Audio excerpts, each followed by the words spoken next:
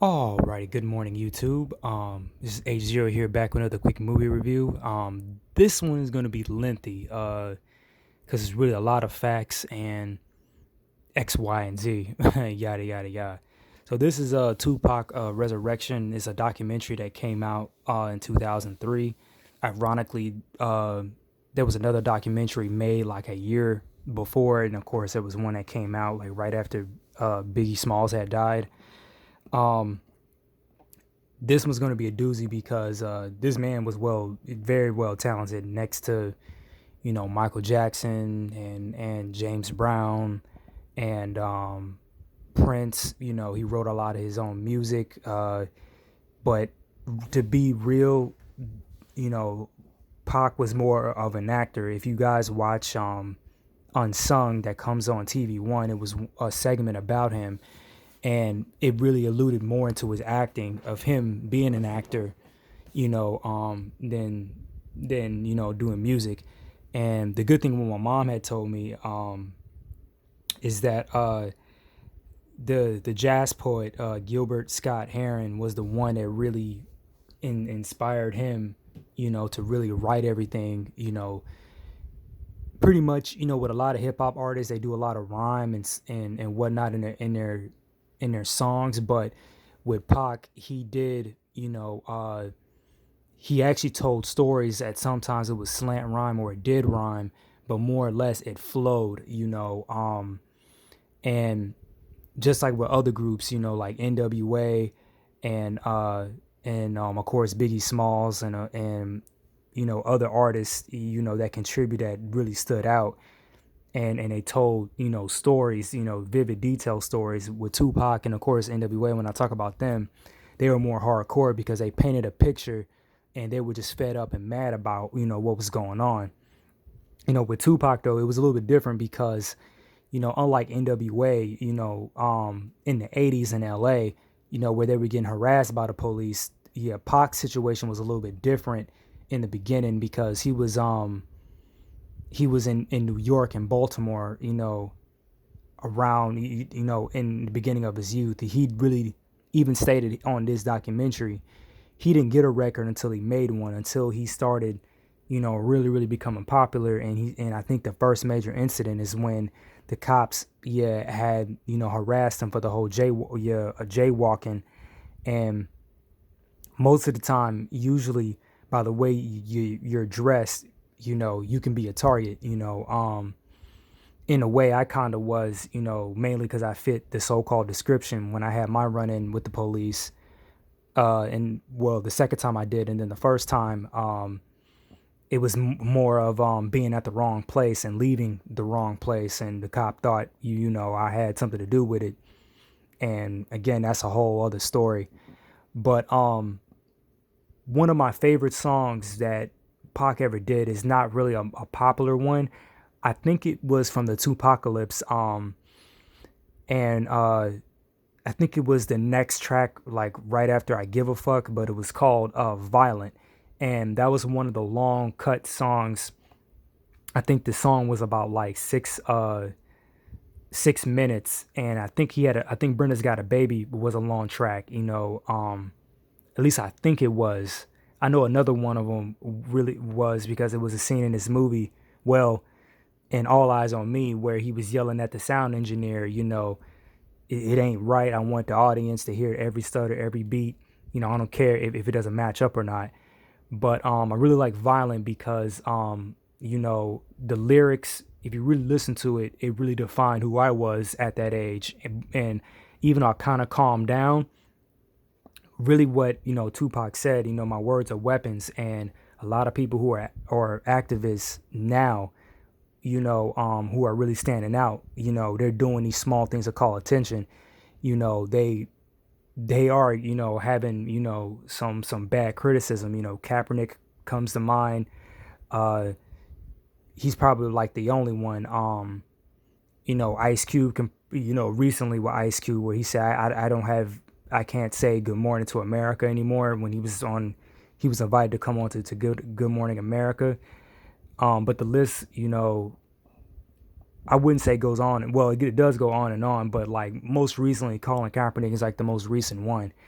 I had my criticism about it mainly because, you know, I just would have stood up and not, said the pledge. But I seen many other people do that before. But at the same time, it is his right, to protest. But I will say this right now, you know, no matter what you do, they're still gonna hardly criticize you because his was a peaceful protest. The violent protest was the riots that came, after the whole George Floyd, situation, and it wasn't just one city. It was like multiple major cities that were hit, and over on that weekend, right around the whole same time. But the song "Violent," I think it went like they claim that I'm violent because I refuse to be silent, and these hypocrites are sitting here denying it.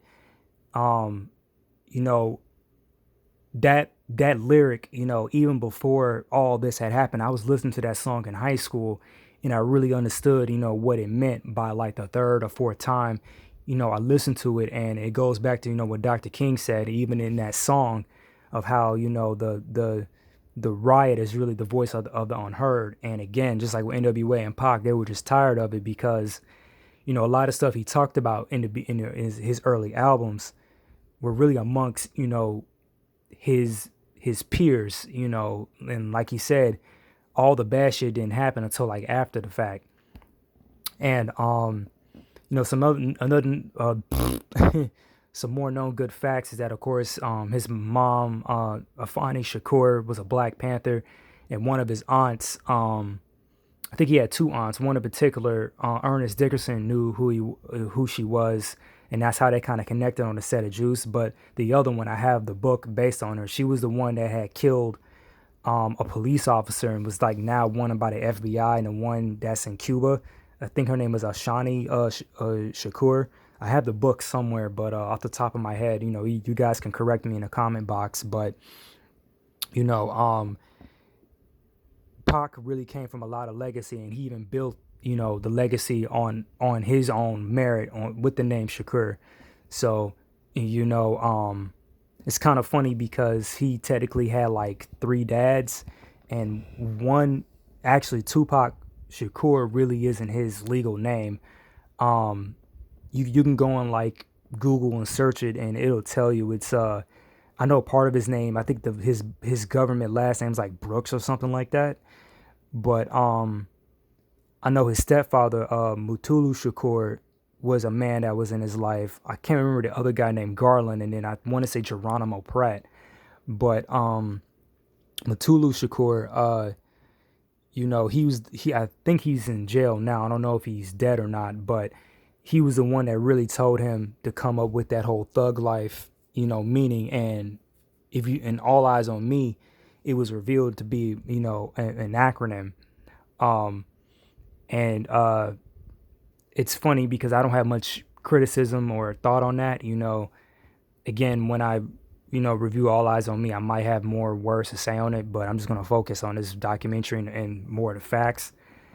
Between this and All Eyes on Me, most people say if you really want an accurate depiction of it, it's really, this documentary, but I kind of do slightly disagree because there was some new facts that I discovered about All Eyes on Me that a lot of people really don't know.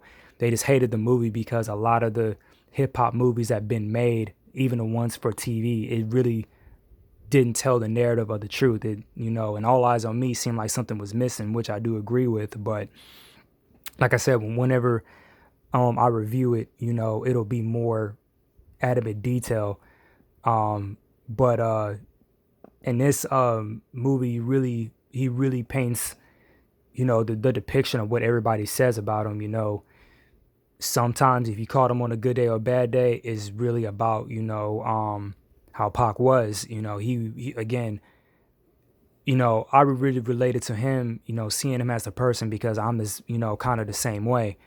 And I plan to talk about the many issues of the past, present, and potential future, in my own way, and be damned, I can care less about the criticism because I'm the one that has to wake up every day and deal with the shit. Some people who do criticize, yeah, they don't, so That's my argument on it. Even though I play devil's advocate most of the time when situations happen, and I can really see that is I don't play the race card every single time. It is in the back of my mind, but it's not my first, attack, get go when something happens. But the cool thing is that Tupac really knew a lot of people. Michael Jai White had his interaction with him. Of course, Marlon Wayans, Omar Epps, Wood Harris. If you look at these interviews on YouTube, they all had their own, different story of, their interaction with him. And, a lot of people were sad. I think Marlon Wayans and Snoop Dogg had said that I think they were like the last two people to see him alive before he had got shot, and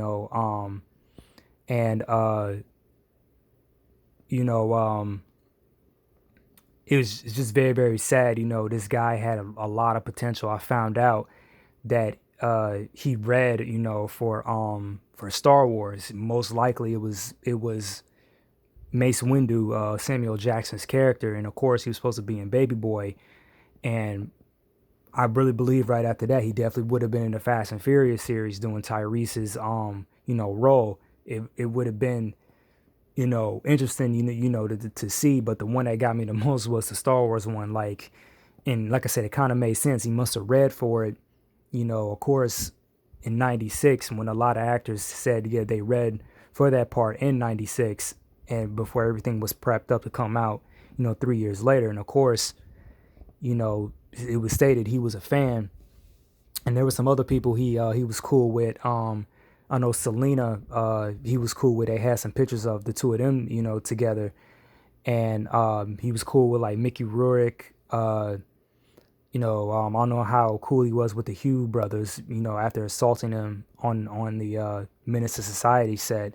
But you see how this guy had got around, and he was very grateful, and me and a lot of other Tupac fans are grateful that, he had the experiences he had, because, it really didn't make him need that ashamed to be who he was, regardless if it didn't fit the narrative, because we all put on a certain kind of face when we're around certain people. The good thing is that, when I was younger, I kind of did the same thing. Now and today, I fully embrace who I am. I'm not putting on, a front or a show.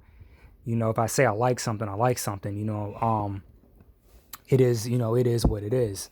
But at the end of the day, we're all human, and I have no shame, into talking to someone who's straight up from the hood, because a lot of them really do know there is another life out there, and it sucks because when they see that in the bullshit they're being caught up in, and it's messing up their life, that's how they know, yeah, I got to get away, from this. I got to expand my mind and, who I surround myself with. But hopefully all the stuff I wanted to say off the top of my head really got on, on this video. Pretty much, I'm probably going to forget something like I always do. But again, that comment box is always open. We can talk about it. Of course, I got to mention Jada Pinkett's, relationship with him. And, I really believe it was a relationship where even to this day, I really believe that Will Smith, before the whole cheating situation that happened, that they would have been together, because I really believe that was a relationship that really wasn't, based on intimacy. I really believe Pac had saw Jada Pinkett like one of his biological sister. It's just mad, respect, no matter what. And another known fact that I'm definitely going to say, and of course I'm possibly going to expand on it more, in All Eyes on Me. I looked up on the internet. I don't know how true this is, but he was actually married. I can't remember her name, but I think he was either married or had a girlfriend. And again, I'm very vividly remembering this because I just looked it up like 2 days ago. And the person in particular wasn't Kenyatta Jones. It wasn't Quincy Jones's daughter, like the last woman he was intimate with. But it's kind of funny because on this documentary, they don't mention none of that. You have to see the movie, but the movie does explore his relationship with Kenyatta Jones.